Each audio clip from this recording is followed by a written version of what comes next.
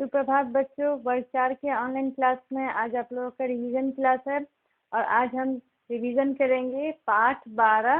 पाठ का नाम है हेलो मैं हूँ रेलगाड़ी। यह कहानी आप लोगों को पहले भी पढ़ा दिया गया है, आज इसका रिवीजन हो रहा है।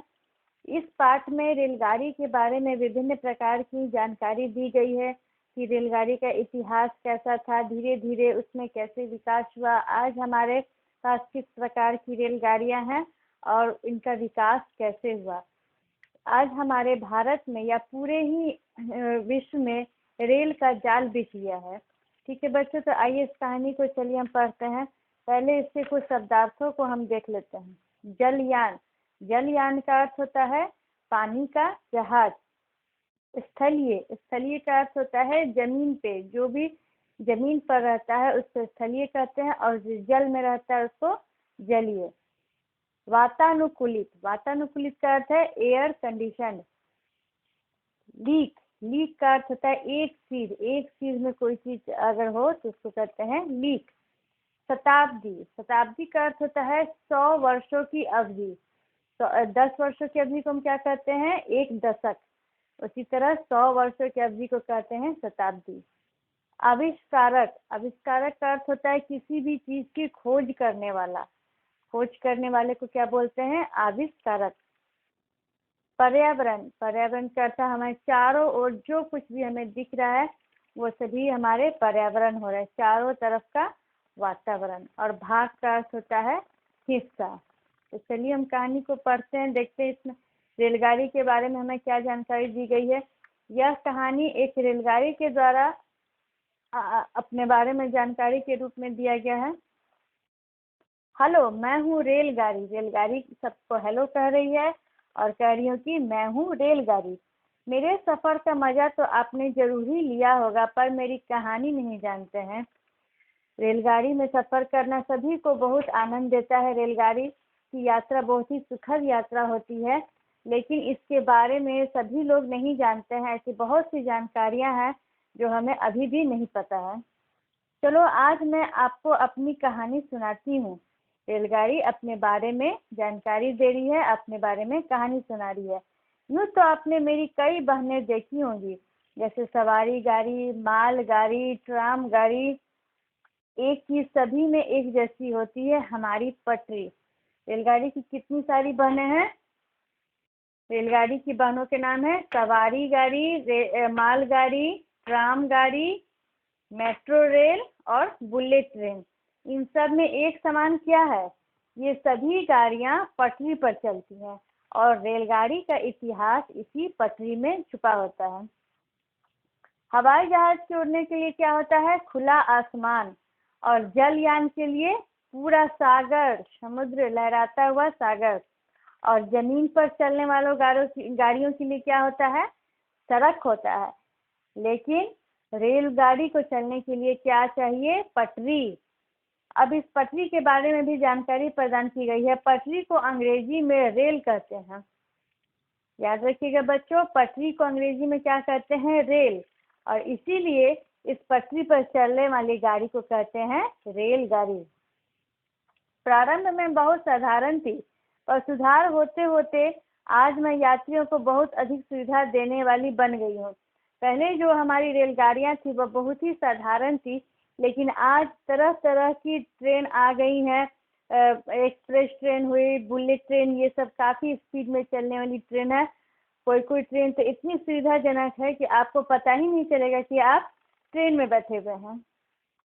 मेरी एक बहन पैलेस ऑन व्हील्स तो बिल्कुल राजमहल की तरह वातानुकूलित है। यहाँ एक और ट्रेन की चर्चा की गई है, पैलेस ऑन व्हील्स, जो कि बहुत अधिक सुविधाजनक और वातानुकूलित है। वातानुकूलित से क्या अर्थ है, एयर कंडीशन है, उसमें आपको बाहर के मौसम का कुछ भी अंदर में कोई फर्क नहीं पड़ेगा, या ठंडी रहे या गर्मी रहे, आपका अंदर का वातावरण बिल्कुल सामान्य बना रहेगा। और वह सजी हुई रहती है, शाही सुविधाओं वाली होती है। कौन सी ट्रेन, पैलेस ऑन व्हील्स। मेरी कहानी भी अनोखी है, मेरी पटरियों में ही मेरा इतिहास छिपा है। मैंने पहले भी बताया रेलगाड़ी का इतिहास इनकी पटरियों में छिपा है। खुले जमीन पर पहिए उतनी तेजी से नहीं चलते जितनी किसी लीक पे चलते। लीक का क्या अर्थ है? एक सिर। खुले जमीन पे अगर हम छोड़ दें किसी गाड़ी को चलने के लिए, रेलगाड़ी को, तो वो नहीं चल पाएगी, जबकि एक लीक अगर उसे दे दिया जाए तो वो बहुत अच्छे से चलेगी। इसके लिए पहले चूने के पत्थर को काट कर उसके बीच नालीदार खांचे बनाए गए। देखिए पहले पटरी का पहले रूप कैसा था। पहले वह चूने के पत्थर को काट दिया जाता था और बीच में नालीदार खांचा जैसा बना दिया जाता था और उसी पर रेलगाड़ी चलती थी। इनमें घोड़ा गाड़ी, ठेले आदि चलाना सरल था। ऐसी पटरी जो चूना पत्थर द्वारा बीच में नाले के स्पेस द्वारा खांचे बनाए गए थे, इसमें घोड़ा गाड़ी और ठेले आदि चलाना सरल था।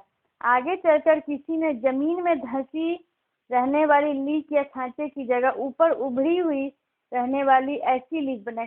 पहले कैसा था? जमीन में चूना पत्थर था, फिर उसको जमीन में धंसा हुआ एक खांचा बनाया जाता था। इसके बाद और विकास हुआ तो क्या हुआ? धंसे हुए के स्थान पे ऊंचा ऊपर उभरा हुआ लीक बनाया गया और ऐसे लीक जो ऊपर उभरी हुई बनाई गई थी, इसको पटरी का नाम दिया गया था। और इसके बाद इंग्लैंड और अमेरिका में लकड़ी की पटरी बिछा दी गई। तो पहले पटरियां कैसी थी? पहले सबसे पहले तो चूना पत्थर की थी जो नीचे जमीन में धंसी हुई थी, फिर इसे ऊपर उभरी हुई बनाया गया, इसे पटरी का नाम दिया गया। फिर आगे चलकर अमेरिका और इंग्लैंड में इस लकड़ी की पटरी को बनाया गया और इस पर कोयले और अन्य खनिजों से भरे वाहन चलाए जाते थे। हम लोग देखते हैं मालगाड़ी में विभिन्न प्रकार के खनिज, कोयला, ये सब मालगाड़ी के द्वारा जाता है। तो ऐसे लकड़ी की पटरी जो थी उस पे कोयले और अन्य खनिजों से भरे वाहन को ही चलाया जाता था। 18वीं शताब्दी में ब्रिटिश इंजीनियर विलियम जोसेफ ने लोहे की पटरी बिछाई। अब देखिए धीरे धीरे और विकास हुआ और लकड़ी के पटरी के स्थान पर अब कैसी पटरी आ गई? लोहे की पटरी, जो अभी तक हम लोग देख रहे हैं लोहे की पटरी होती है। यहीं से उसका विस्तार हुआ। कब हुआ? 18वीं शताब्दी में ब्रिटिश इंजीनियर विलियम जोसेफ ने इसका आविष्कार किया। इस पर लोहे के पहियों वाली गाड़ी चलाई गई। अब इस पे कैसी गाड़ी चलाई गई? लोहे के पहियों वाली। घोड़े इस पटरी पर जितने भार की गाड़ी खींच लेते थे, सड़क पर वह उसका चौथाई भार भी नहीं खींच पाते थे। यानी कि सड़क पर जितना तेजी से वह जाते थे, उससे चौगुना अधिक तेजी से इस लोहे की पटरी पर गाड़ियां तेजी में जाती थी। अब मैं पटरी पर चलना सीख गई थी, लेकिन बहुत दूर दौड़कर नहीं जा पाती थी। लोगों ने सोचा कि मुझे दौड़ाया कैसे जाए। इस पटरी पर तो गाड़ी चलना सीख ली, लेकिन गाड़ी उतनी तेजी से नहीं जाती थी जितनी तेजी से उसे जाना चाहिए। फिर लोगों ने सोचा कि अब ऐसा और क्या किया जाए कि इस गाड़ी का स्पीड बढ़े। तब इसके लिए क्या किया गया? भाप के इंजन का आविष्कार किया गया। भाप के इंजन का आविष्कार किसने किया है? जेम्स वॉट और जॉर्ज स्टीफेंस। जॉर्ज स्टीफेंस को फादर ऑफ रेलवेज भी कहा जाता था। तो इन्होंने भाप इंजन का आविष्कार किया। इसके द्वारा जो है रेलगाड़ी अधिक स्पीड में जाने लगी। अब मैं भाप इंजन से अब धीरे धीरे इसका प्रयोग बढ़ा और भाप इंजन की शक्ति का पता चला और इसका प्रयोग भी बढ़ा। शुरू में छोटे इंजन बने, फिर बड़े बड़े इंजन बनने लगे। लोहे की पट्टी पर गाड़ी खींचते थे कौन? ये छोटे इंजन से फिर बड़े इंजन बन गए और फिर ये लोहे की पटरी पर तेजी से चलने लगे। अब मैं भाप के इंजन से बहुत कम समय में अधिक दूरी तय कर सकती थी। इसका स्पीड पहले से बहुत अधिक बढ़ गया। शुरू में भाप के इंजन को चलाने के लिए क्या जलाई जाती थी पता है? ईंधन के रूप में किसका प्रयोग किया जाता था? लकड़ी का। लेकिन बाद में लकड़ी के स्थान पे कोयले का प्रयोग किया जाने लगा। फिर डीजल का आविष्कार हुआ और मुझे चलाने के लिए डीजल का प्रयोग। पहले किसका? लकड़ी का, लकड़ी के बाद कोयले का और कोयले के बाद डीजल का प्रयोग ईंधन के रूप में किया जाने लगा। डीजल इंजन में कोयले की तुलना में धुआं कम होता था अब डीजल इंजन जब पहले तो कोयला और लकड़ी जलता था तो बहुत धुआं निकलता था रेलगाड़ी से, लेकिन जब डीजल इंजन का प्रयोग किया गया तो इससे धुआं कम होता था और वातावरण भी प्रदूषित नहीं होता था। जब मनुष्य ने और प्रगति की तो उसने बिजली से चलने वाला इंजन बनाया। यह इंजन पर्यावरण के लिए अच्छा था। अब लकड़ी से कोयला, कोयला से डीजल और अंत में डीजल से बिजली से अब रेलगाड़ी इंजन चलाए जाने लगी और इससे तो पर्यावरण बिल्कुल भी गंदा नहीं होता था। आजकल भाप के इंजन तो दिखाई नहीं देते, डीजल इंजन भी कम हो गया है। अब तो भारत संसार में ज़्यादातर बिजली के इंजन है। भाप इंजन और डीजल इंजन अब लगभग बंद हो चुके हैं। अब किस चीज़ के इंजन चलते हैं रेलगाड़ियों में? सिर्फ बिजली के इंजन चलते हैं। शुरुआत में मैं केवल मैदानों में रहती, पहले जब पटरी बिछाई गई तो केवल मैदानी इलाकों में बिछाई गई, लेकिन अब वर्तमान समय में पटरियां ऊंचे ऊंचे पहाड़ों पे भी या फिर हम देखते हैं अंडरग्राउंड पटरी भी बिछी होती है, उस पर भी चलती है रेलगाड़ी। और किसी भी स्थान पे अब हम रेलगाड़ी का सफ़र कर सकते हैं। लंबी लंबी सुरंगें भी बना दी गई हैं, उसमें से भी पटरी बिछा दी गई है, वहाँ भी रेलगाड़ी का सफ़र हो सकता है। अब एक बात आप लोगों को बिल्कुल याद रखना है कि भारत में पहली बार रेलगाड़ी कब चलाई गई? भारत में पहली बार रेलगाड़ी 16 अप्रैल 1853 ईस्वी को चलाई गई। कहाँ से कहाँ तक चलाई गई? तो मुंबई से ठाणे के बीच चलाई गई। इसमें से आप लोगों को 2 क्वेश्चन बन रहा है, कब चलाई गई और कहाँ से कहाँ तक चलाई गई। तो अब हम देख रहे हैं कि लगभग सभी भागों में अब रेल मार्ग द्वारा, वो चाहे गांव हो या शहर हो, देश के सभी छोटे बड़े गांव शहर एक दूसरे से रेल मार्ग द्वारा जुड़ गए हैं। अब लोग कहीं से कहीं भी बहुत ही आसानी से रेल के सफ़र द्वारा जा सकते हैं। मेरी यात्रा को दिन पर दिन सरल बनाया जा रहा है। देश में अच्छी अच्छी सुविधाएं वाली अनेक रेलगाड़ियां चलाई जा रही हैं जो लंबी दूरी की यात्रा को कम समय में पूरा करती है और आरामदायक भी बनाती है। रेलगाड़ी के द्वारा इतना विकास अब हो गया है कि बहुत लंबी दूरी के सफ़र को बहुत कम समय में और बिल्कुल आराम से इसको बना दिया गया है। इतना ही नहीं मित्रों, अब मेरा प्रयोग शिक्षा के लिए भी हो रहा है। रेलवे द्वारा स्वतंत्रता आंदोलन, अंतरिक्ष विज्ञान, इतिहास आदि विषयों पर मेरा इस्तेमाल चलते फिरते म्यूजियम के रूप में होने लगा।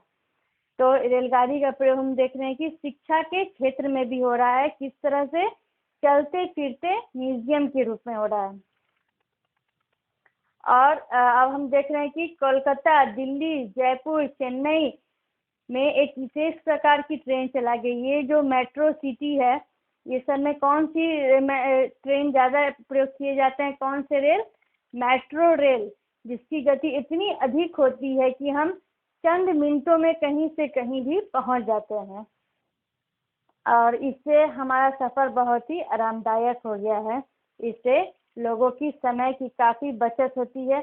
इसी प्रकार मुंबई में मेरी एक नई बहन है, उसका पता है क्या नाम है?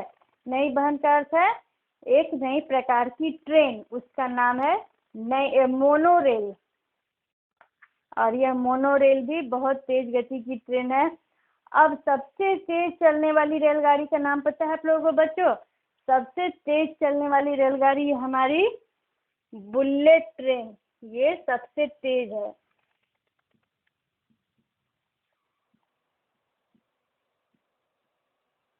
सबसे तेज चलने वाली रेलगाड़ी कौन है? Bullet train. आज मेरा प्रयोग माल ढोने और यात्रा के लिए खूब हो रहा है। मेरे बारे में और अधिक जानना चाहो तो दिल्ली के रेल संग्रहालय की सैर जरूर करना। दिल्ली में बच्चों आप लोग जब भी जाइए तो यहाँ पे एक रेल संग्रहालय है। अगर वहाँ आप लोग जाते हैं तो रेलगाड़ी से संबंधित आप लोगों को बहुत सारी ऐसी जानकारियाँ जो कि आप लोगों को नहीं पता है, इस पाठ में भी नहीं है, आप लोगों को ऐसी बहुत सारी जानकारी इस संग्रहालय में, म्यूजियम में मिल सकती है। तो इस तरह से हम देख रहे हैं बच्चों कि हमें ट्रेन के बारे में कितनी सारी जानकारियाँ मिली हैं। ट्रेन की बहुत सारी बहनें हैं। पहली बार भारत में ट्रेन कब चली और सबसे पहले कैसे पटरी थी, फिर बाद में कैसे ईंधन के रूप में इसका प्रयोग बदलते गया। तो कितनी सारी जानकारी हमें मिली। तो इस तरह से इस पाठ को हम अच्छे से रिवीजन कर लिए हैं। अब इनसे जुड़े प्रश्नों को मैं आप लोग को गृह कार्य में दूंगी, आप सभी बच्चों को इसे बना के ग्रुप पे सेंड करना।